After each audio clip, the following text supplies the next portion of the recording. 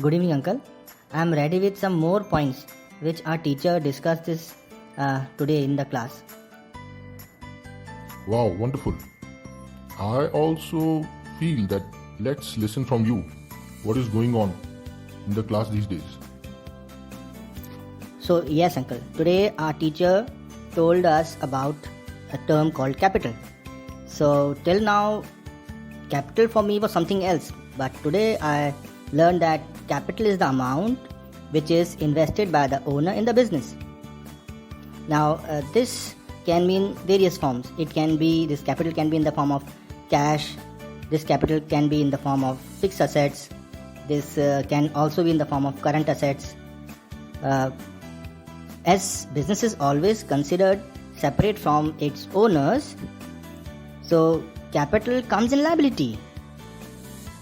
Actually, owner has invested money in business, and that money will be called capital.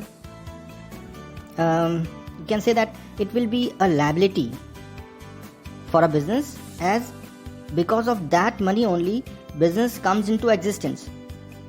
And as we have learned that business and the businessmen are different, it is considered as liability.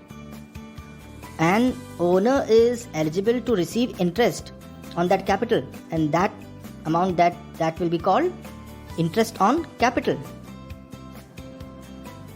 Then today our teacher taught us about revenue or sales. Now, total amount received from sale of goods and services will be called as revenue or sales during the year. If it is cash, it will be called cash sales. If it is on credit, it will be considered as credit sale. It means that if we sell goods and we receive cash immediately, it will be considered as cash sales. But if somebody promises us and to pay the amount later, it becomes credit sale. Wow, Ravi, I'm happy that you have understood this concept very well.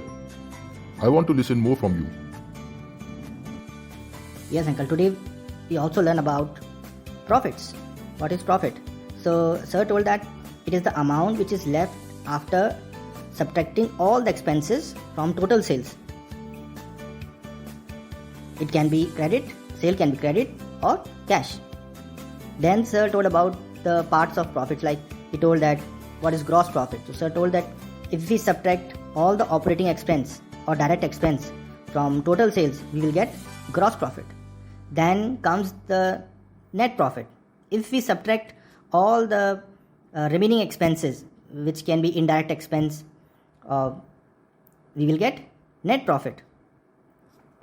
Or in simple terms, we can say that if we subtract all the indirect expense or direct expense or operating or non-operating expense from the sale, total sale, we will get net profit. And ultimately, net profits adds up in capital.